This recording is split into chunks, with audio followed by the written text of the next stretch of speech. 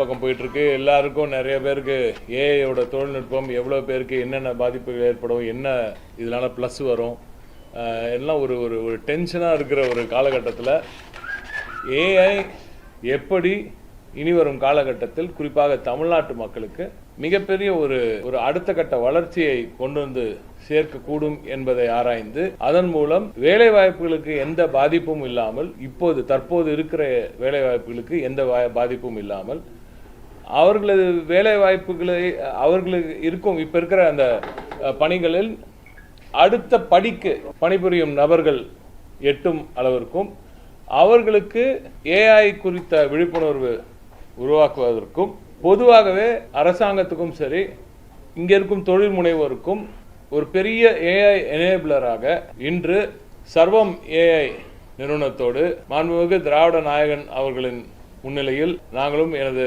அருமை ப்ரொஃபஸர் அவர்கள் காமகோட்டி அவர்கள் எனது செக்ரட்டரி கைடன்ஸ் எம்டி அதே போல திரு பிரதீஷ் அவர்கள் எல்லோரும் இன்று ஒரு எம்ஓயு சைன் பண்ணியிருக்கோம். 10,000 கோடி ரூபாய்க்கான இந்த முதலீடு 1000 பேர்களுக்கு உயர் தொழில்நுட்ப டீப் டெக் ஜாப்ஸ் வழங்கக்கூடிய ஒரு அற்புதமான ஒரு முன்னெடுப்பு.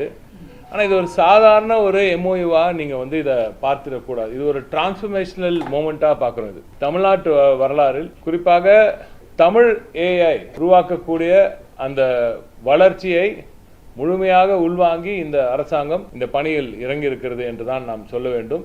இந்திய அளவில் முதல் முறையாக இப்படிப்பட்ட ஒரு முயற்சி சாவரின் ஏஐ, அதாவது நம்ம இறையாண்மை, நம்ம டேட்டா நம்ம கிட்டே இருக்கிற மாதிரி வேற யார்கிட்டயும் அந்த டேட்டா வெளியில போகாது.